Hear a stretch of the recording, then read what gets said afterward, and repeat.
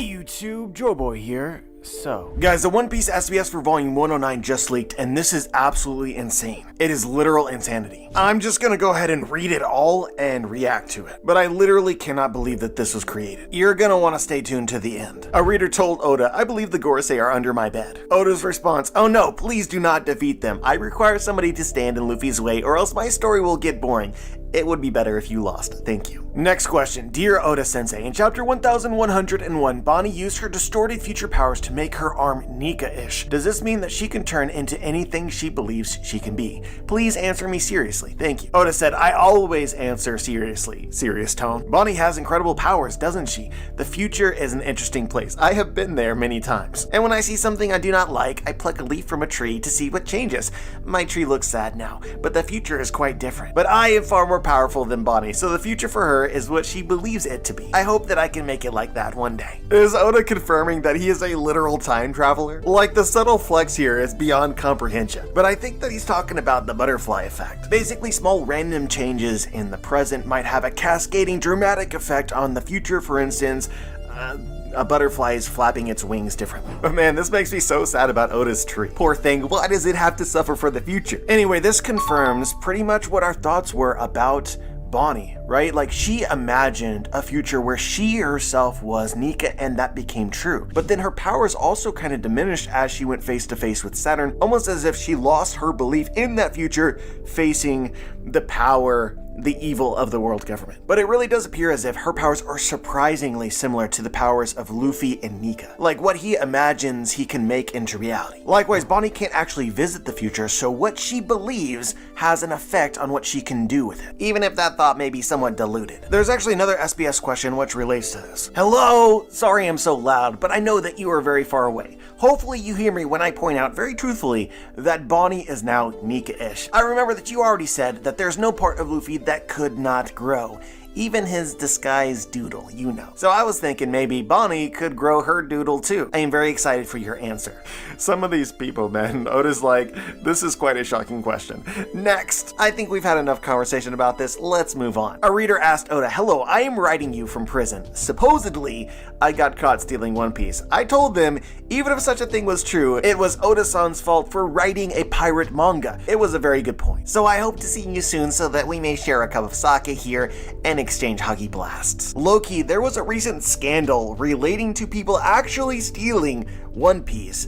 And is this guy like literally writing from prison? This reads as an actual threat. This is what Oda had to say. "Being a pirate is a very difficult life. Most of them died horribly. Good luck." The level of savagery. There's no way that this is real though, right? No way. I honestly cannot believe that this exists, that Oda would even open that can of worms. But at the same time, maybe it's important for him to do so. I mean, he is writing a pirate manga, and so, you know, some people could potentially be influenced in the wrong ways. But here's the next question. In chapter 1101, Dragon tells us that a parent's weakness is their children, which is really cool because of everything Kuma did for Bonney. But it got me thinking, was Dragon ever a weakness for Garp-san? How did he feel when his son became such a notorious criminal? It seems we will never get to know the truth. Oda said, I see. Being a hero is hard work, but it's true to say Garp loved his son in the way he loves things scary. There is definitely more to this story. Garp considers the next generation of Marines very seriously, but even so, he allows his family to make the mistakes they choose to. You know, it is actually interesting to think about what exactly Oda plans on doing with Garp in the future, given the fact that we're left off with a cliffhanger of him potentially being dead. Now, characters in One Piece actually being dead, right? Don't count on it. But if anything, this serves to remind me that there's a lot between Garp and Dragon that I feel like the story absolutely needs, that just wouldn't make a whole lot of sense if Garp has already died. I'll probably make a Dragon theory sometime soon discussing his past, and if you're discussing his past, it's going to interrelate heavily with Garp.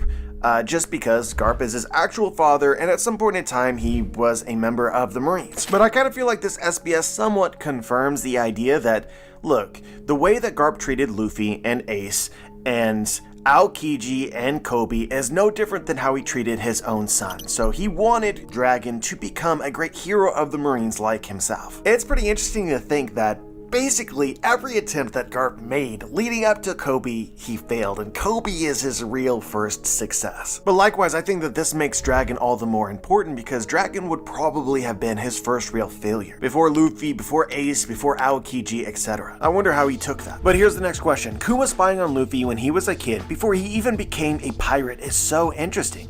But then I remembered Kuma in Thriller Bark, giving Zoro all that pain. He could have killed Zoro. What was he thinking? Oda's response. Kuma has taken more pain than anyone. He has what he would call a pain radar. It is very accurate, but it is true that even Kuma was surprised about the amount of pain inside Luffy. Secretly, he thought to himself, wow, I did not draw this, but I speak only the truth. Still, if Zoro had died, he would have been very surprised. He's glad that Luffy has such strong friends. But like honestly though, comparing the amount of pain that Kuma was able to push out of Luffy compared to how we've seen him do it elsewhere in the Kuma flashback with the villagers and even himself, like the amount of pain there is absurd. It's actually funny to think, like, as Kuma was doing it, like, it keeps coming out. Luffy remains goated. Speaking of Zoro, here is the next question. I've always been the biggest Zoro fan. I started the best Zoro club. I trained in the way of the sword just like him. I pray many times to his idol.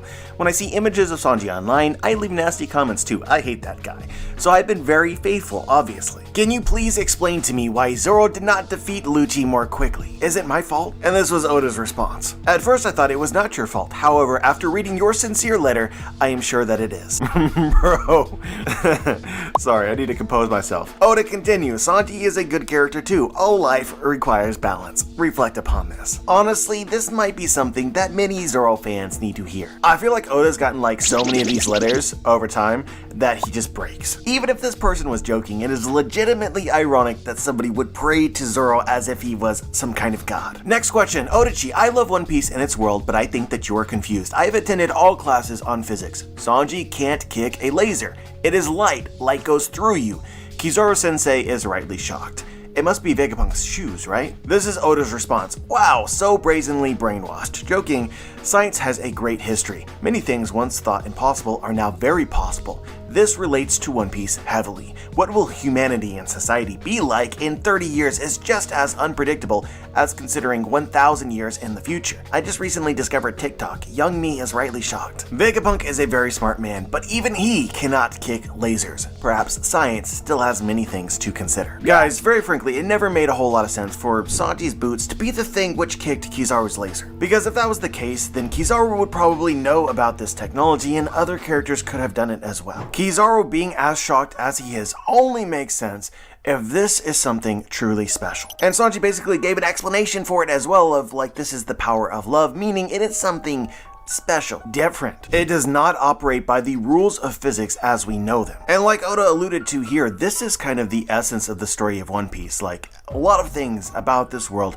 don't make realistic or scientific sense. Because it is, at a very fundamental level, a story about doing the impossible. It's not just about doing the impossible things which you think are possibly doable, but unlikely. But anyway, guys, here is where it starts to get really spicy. Prepare yourself for this. This is the reader. Question. I am 19 years old now, so I'm even younger than the story of One Piece. Still, I get so excited when thinking about Gear 5. Am I supposed to believe that Oda-san had Gear 5 imagined the whole time before I even began crawling? Were there any other ideas for what this power could be? Please let me know. This is Oda's response. I receive this question often, so perhaps it is time to reveal the truth. I hope this will satisfy readers' curiosity. When I began One Piece, Devil Fruits were one of the first ideas of the story. However, Devil Fruit Awakenings came later. In manga weekly serialization, sometimes you realize that the story requires more powers. When One Piece was planned to complete in 5 years, Awakenings were not needed. Too many powers too quickly can be very confusing. But as the story grew, I knew I needed a plan for the future. And most of this planning was finished before Luffy began his time skip. And astute fans will have noticed that Awakenings were first teased in Impel Down. But despite having a plan for Luffy's awakening, there was more than one idea. Editors, aka greedy evil villains, informed me that manga fans loved dark powers. I have seen other successful mangaka draw demon protagonists. I was told my silly idea would not resonate. So I gave it much thought and even drew early concepts of Gear 5th as a death form of Luffy, because that was how I intended Luffy to achieve his awakening. It was very cool. Ultimately, I decided to draw what I wanted to, though. Over time, I became even more convinced that a silly power of laughter and imagination was the perfect final power of Luffy. Luffy is still a demon, but one of light and joy. But if you're curious to see Gear Death, here it is. So I feel like we need a drum roll or a countdown for this. Let's go. Element of surprise!